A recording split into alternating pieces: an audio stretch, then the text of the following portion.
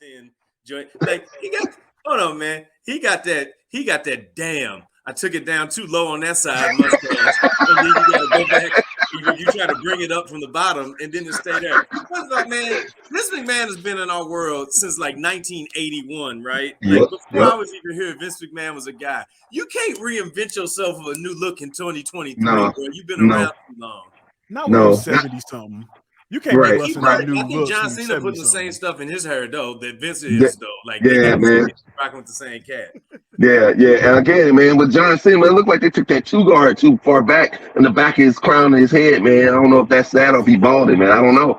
John looked like he'd been sleeping the same spot too often, and his hair just got spread out and got matted down in the joint. Like I don't know, man. But so there's a lot to come away from this while talking about Vince, and I want to touch on WrestleMania in a second, but I want to kind of talk about the landscape. And with this being clear, everybody, shout out to everybody who's tuning in live, checking stuff out. First of all, shout out to Daryl too. I think somebody stole the electricity in his neighborhood.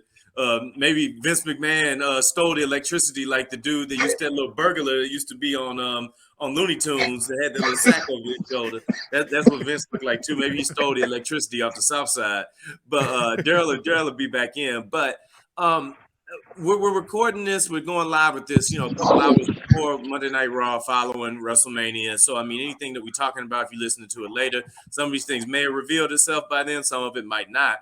But starting off with that sale and what's what it looks like, a couple of months ago, obviously, there was a conversation about, the false panic, the internet paranoia about the Saudi Arabian trust bought it. But then, Endeavor, which made that leap a few years ago to grab UFC, bought it. In some regards, it makes a lot of sense being in that type of entertainment, the event entertainment brand that they're in. But, man, it really is a huge move because for Endeavor, this is the biggest property they own. The WWE dwarfs UFC. So what are y'all thoughts about, a ownership background like that acquiring WWE and what that can mean for it? Man, I think that's a lot of where big companies are going nowadays. Like if you think about cats selling off they musical catalogs or movie rights or things of that nature, content is king. And you're going to see more and more companies buying up other other companies that produce content on a regular basis. So I think that's what we're seeing there. They're both in the live entertainment business, and they're both putting on TV shows, but then also getting live gates and getting live events. So I feel like I hate this word, but the synergies are there for Endeavor, WWE, and UFC. Myself, again, I'm shocked. Okay. So we know it's scripted, and I'm just shocked that, UFC went to that depth to acquire WWE. But like you guys, just like RBS just said, content is key right now. I mean, that's what everybody's talking about with with social media and streaming services and stuff like that.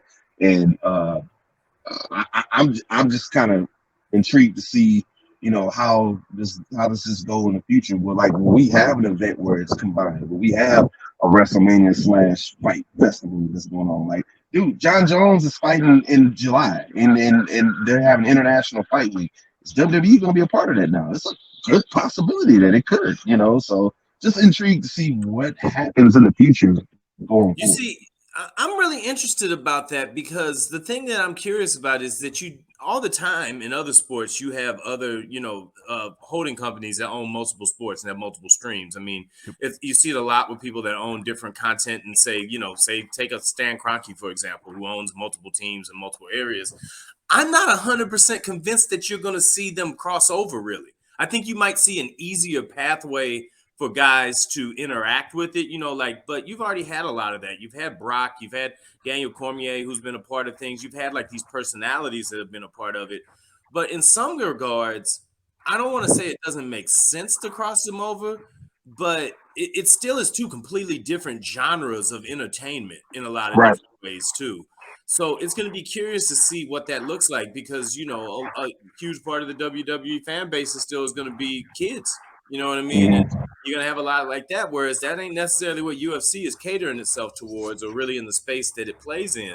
So I don't know. It seems like to me that what this organization has sights on is becoming one of, if not the biggest holder of different avenues of these things across the sports world, because it wouldn't surprise me to see this group get involved in bidding for one of the 2 NBA expansion franchises that's coming up.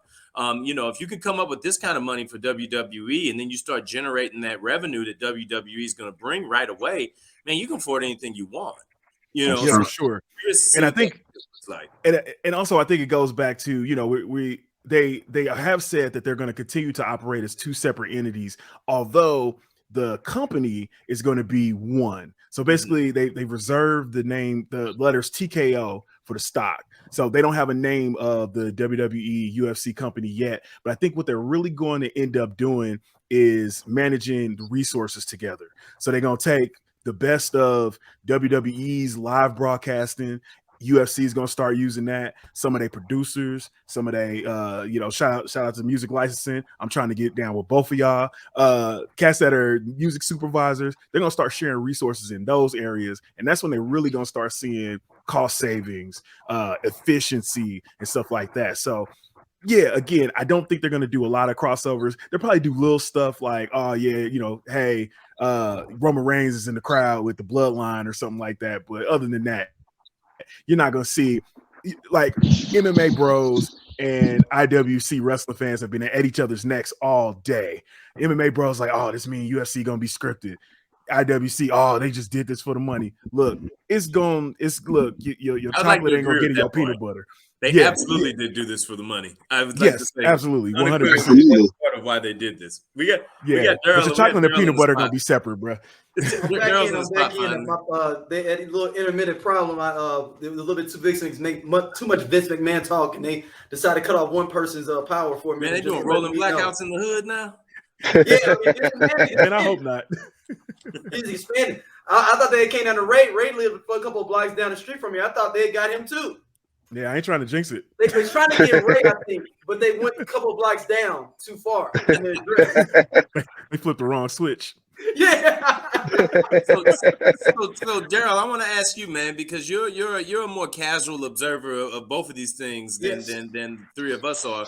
What are your thoughts in taking in, hearing about the UFC, WWE, I guess acquisition, quasi merger, however you want to look at it? I don't know. I think it's an amazing thing to think about. This is stuff that you would like think about when you're high. Yeah. Like, man,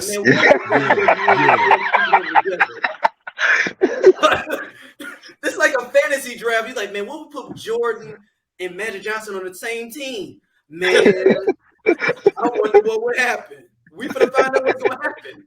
Put them on the same team for the San Francisco 49ers. Yeah, what happened, Doc? This is like all the people. This is like in the Chicago Bears dudes, and they was like, Mike Ditka was a miniature versus the Denver Broncos. Oh, yeah. You like 9-6. This is so there's a lot to unpack in this. There's a lot to look at what it all means. I think it's going to be a little while before you really notice anything that happens in this space. If anything, quite honestly, what it might actually end up looking like is a bigger pipeline for like NXT. We got a question in the crowd real quick. What we got there? What we got? WWE card.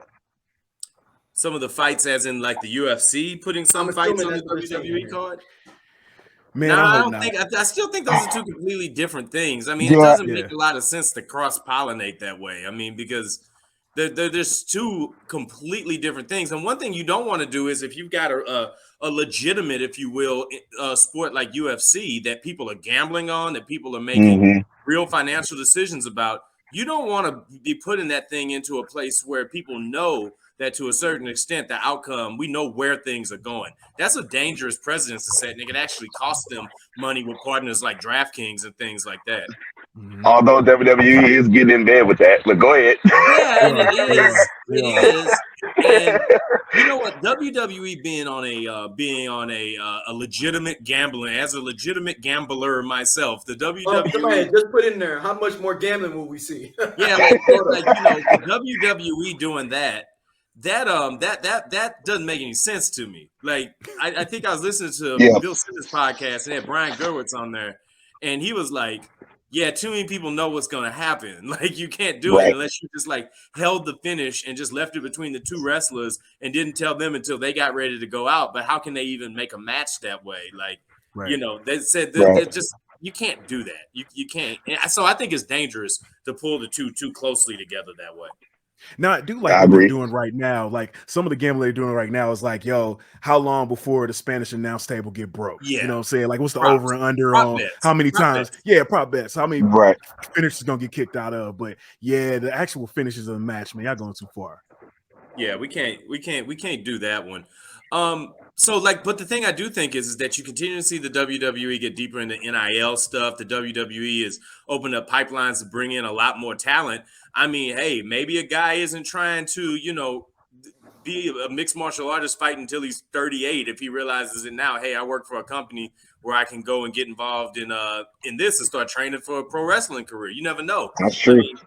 I do think about, what Ken Shamrock told me some years back when I interviewed him, that he said, man, I did more damage to myself in the time that I was a pro wrestler than I did the entire time I was in mixed martial arts. Wow. He said, close, my knees got shot, my back, like it's just, he said it was way harder on me than any fighting I ever did. So, it still takes a cut of guy to be a part of that. Somebody said, I just hope they don't adopt the UFC. Let's talk about that. That's the key right there. That's the key right there. Yeah, let's talk about that. So I want to hear from you boys from We Coming For You. What do y'all think about that part of it? RBS, you already heard me talk about this ad nauseum. So I'm a UFC fan, right? And I like watching all the pay-per-views when it's a mainstream fight. I don't like how it's set up.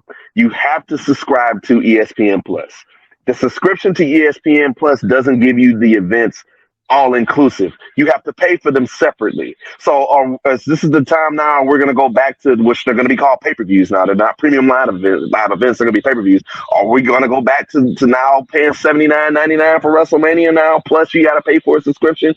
I hope they don't adopt that. I think 2 nights of $79.99. You have to pay for ESPN Plus before you can pay for the pay-per-view? Right. Yeah. So you paying for ESPN Plus, that's just for you to have it. You pay the monthly subscription for that. But then any type of pay-per-view, you have to pay extra on top of that. So with how they get you is they'll say, hey, you sign up for the $89.99 or whatever, you'll get 1 month free of ESPN Plus, and then you get the pay-per-view. But the next pay-per-view that they're going to have, you're going to have to come out of your pocket for that. So I'm not a big fan of that.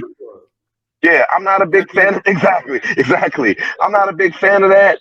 But it's going to be interesting to see, to me, because their pay-per-view models are so much different. Like hell, that's how the majority of the talent, I think, correct me if I'm wrong, but that's how they, get their paychecks for the most part is from their premium live event sales. So I wonder how that structure is going to change.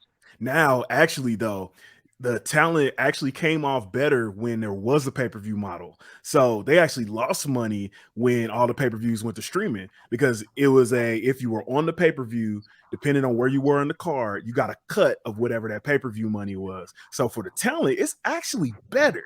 Now, with that being said, I ain't paying for no pay-per-view every month from WWE on top of Peacock. Look, I like the shows on Peacock, don't get me wrong, but I'm gonna stick to my $4.99 and I'm just gonna go to Mania at that point. Just keep going to Mania from now on. I'm not paying for no pay-per-view. Two nights?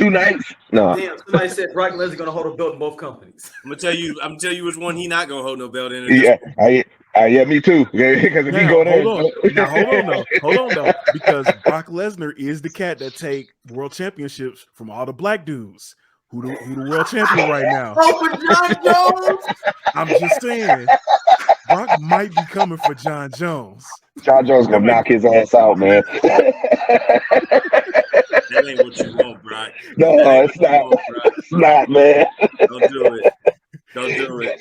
Hey, so talking about that pay-per-view model, though, I do think that's interesting because, I mean, ever since the WWE Network came out, that was the big draw for the WWE Network was you get all the pay-per-views, you get all the back library, like, all that's cool, but it definitely was about the pay-per-view savings, and what that looked like, and having Peacock right now, that really drives for that. I think it still behooves Endeavor to make sure that they keep a partnership for that streaming. ESPN rights with UFC are actually coming up soon too. That's a whole other negotiation standpoint you could be looking at about how that's going to play out. And if ESPN now looks and says, "Oh man, we got to do that," the other wild card in that is that now you have Bob Iger back over Disney, who owns ESPN, who is very aggressive in saying that, hey, we're going to slow down a little bit on some of these things that we're doing. He slowed down the MCU. He stopped production on a lot of shows on Disney Plus. I think he's more interested in strategic partnerships than he is about the mass level of it. So it would be interesting to see what it means for Endeavor to come to the table with ESPN and potentially have that piece of conversation and about how that could play out with it. I tell you what, if I'm Peacock, if I'm any of those Hulu, all those different things like that hold various properties for that right now, man, that's going to be a really interesting thing to see how those conversations come to the table and what that could mean. Because who knows? At this point, it would be really hard for me to imagine them coming in and saying that every month or whatever, you got to start paying $50 a month for a pay-per-view after taking that away. And it's been like a whole generation since that's been the case. Right. Well, I definitely see them. The subscription rate's going to go up now. I mean, you getting 2 for 1. I can see them tying them both together. I'll be shocked if they keep them separate. And if they do, maybe they'll have a deal where they take $2 or $3 off if you want to get both. Who knows? Like I said, it's going to be interesting. It's a lot of things to tie up and a lot of business models that they're going to have to come together to try to figure out, what's the best way to do this. Well, UFC definitely drives their revenue through those pay-per-view matches, what they get with that. They're doing, I mean, I can't see one abandon it from the other, but it would be really weird for one company to allow one thing to operate one way and the other to not. So something's going to have to give, even if it ends up being another hosted streaming thing, which will TKO Plus or whatever, it looks like that. And that's what it is. And that's where it's at. So who knows? But I don't know. We'll see how all that comes together over time and how it goes. But, real quick, man, last night, sale aside this morning, was kind of in my mind a dividing point in the way that WWE as a kayfabe, as an on-screen product, went too. Because this weekend you had one day that was very much one thing and another day was very much the other. And I just have to think that Triple H, whom, by the way, we didn't talk about him in the big picture of this. There's no way they can move forward without him being a part of this, though. Not after the product he's put out, not at what it looks like. But I did see that Vince said he's going to be more heavily involved in creative again now. Absolutely. Just not in the weeds, but he's going to be doing, overall. Yeah. So who knows what that means exactly? I think you got to wait for some people to leak out what that looks like. But well, to the point about Triple H, actually, so he, along with I think Nick Khan and there's a couple other people that actually get a bonus if this whole deal is closed by 2024. So for the foreseeable future, Triple H is in it, and he has money riding on this whole thing going through. Now, post 2024, we don't know what that looks like. So we'll see. I think Triple H is actually raising the value of the product because that WrestleMania was phenomenal, I think, in the context of what it was. So give me some WrestleMania takeaways, man. I mean, we can get on some key points. Before we get into this, I do want to let y'all know that there is going to be a dedicated episode coming up. We Coming For You cast. That's going to give you all the parts that you used to seeing from the boys here. We wanted to get on here and touch on it real quick on sports scenarios. There's still Bow Wow residue still out there in these streets. Well, we haven't forgot about Bow Wow, even if AEW has. But real quick, my WrestleMania takeaway overall, man, just Matt, like you said, night one was amazing. It was I left night one feeling like I had probably seen the best Mania that I had seen since 17. Well, speaking of firing his whole family, my takeaway from night two is that Shane McMahon shouldn't be taking his old ass in there trying to do basically talk about tackle drop down. Speaking of firing his whole family, is Roman Reigns gonna fire his whole family tonight? It's possible. It's a possibility. Yeah, I mean that's going back to the story of the bloodline. You got a lot of story left, and Roman can't lose the belt until the bloodline gone. And there's also more bloodline cats that ain't even in WWE. Exactly. Got a lot of story to tell. And there's one member of the bloodline that Roman has to see. He has to see this guy, so before he can call himself the GOAT. He has to see him. Rikishi, right? No, I'm talking about Rock. He gotta see Rock. He gotta see Rock before he calls himself the greatest of all time. They're gonna pull that trigger one day. We're throwing that word around way too much, like in the main thoroughfare right now. Like they're saying it on camera about Cena now, and I'm like, this dude's maybe like top 5, maybe I've seen, maybe like let alone of all time. Like let's chill out a little bit here. But, and we also gotta remember, I'm starting to realize people didn't know Tony Yayo came up with You Can't See Me. People didn't know that. Right. Yeah, people. That's a trending topic right now. That's seriously a trending topic. If you like that video, make sure that you click on the subscribe button on the left-hand side of this video to hear more from the We Coming For You cast. And you know damn well you like that video, man. Don't waste my damn time. Subscribe.